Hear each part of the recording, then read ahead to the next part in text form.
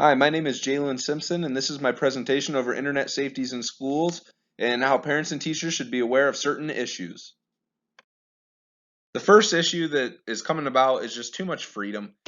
Kids have all this technology at their hands, which is a privilege, but sometimes they take that for granted. And kids being young, they're smart about how to go around things, but they're dumb about not hiding it. So you got to be you got to be careful. And kids' minds wander all the time, so they're going to get on sites because they're young and they want to know, they're nosy, so they're going to get on sites they shouldn't get on. You don't need to name them, everybody knows, but with that, their minds are going to wander. So productivity in classes are going to go down, especially doing homework if they're at home, because they're going to want to get on gaming sites and different things like that. And depending on the sites they get on, they can download viruses by accident and things such as this.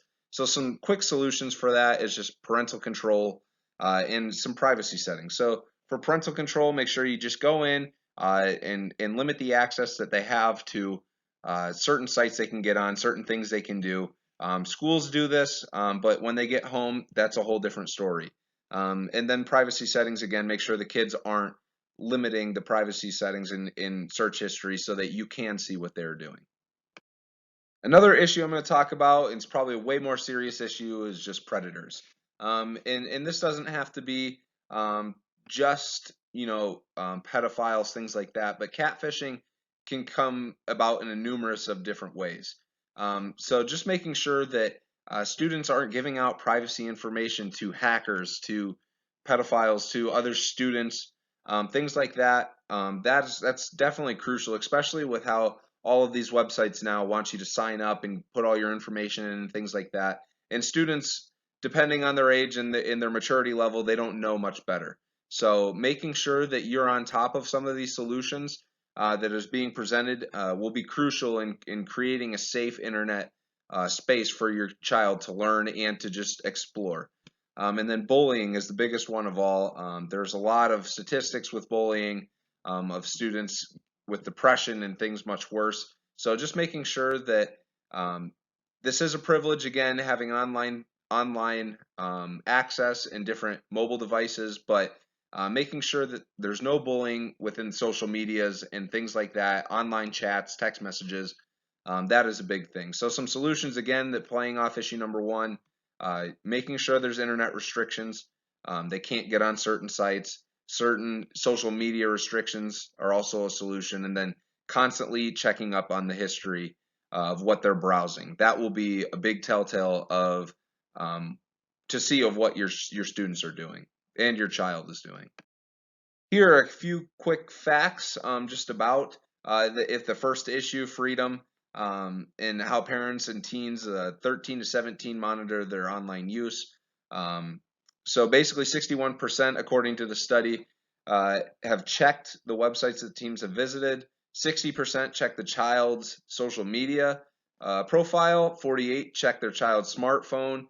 39% use parental control and filters, which is really low percent in my opinion. And then 32 use smartphone and parental controls for restriction devices and tracking. And I also believe that is a very, very low statistic. To see these rise would make it much, much more comfortable and much safer internet experience.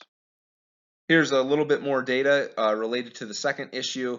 Young people 10 to 16 years old who access or share sexual content or images of cyberbullying and violence, they had up to 50% higher risk of thoughts of suicide.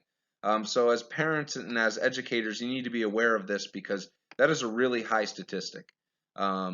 A survey of more than 6,000 students, 10 to 18 years old, say that they've been cyberbullied at least one time in their lifetime, and that's way too much in my opinion. One time can be all the difference, as it says in the first statistics. There's been 70% increase in the amount of bullying and hate speech among teens since COVID, which is crazy just because of the amount of usage of the internet. And then girls are definitely more likely than boys to be bullied through social media just because boys tend to play video games a little more. Here's just two quick tutorials and additional resources that will be helpful for you as teachers and as parents. The first one here is basically just teaches and educates parents on how to use internet safety and the tips and tricks to teach your kids. And then the second one here just teaches parents on how to use parental control. So thank you for watching this. I hope this helped you learn a little bit more about internet safety and you can apply this to your students or kids.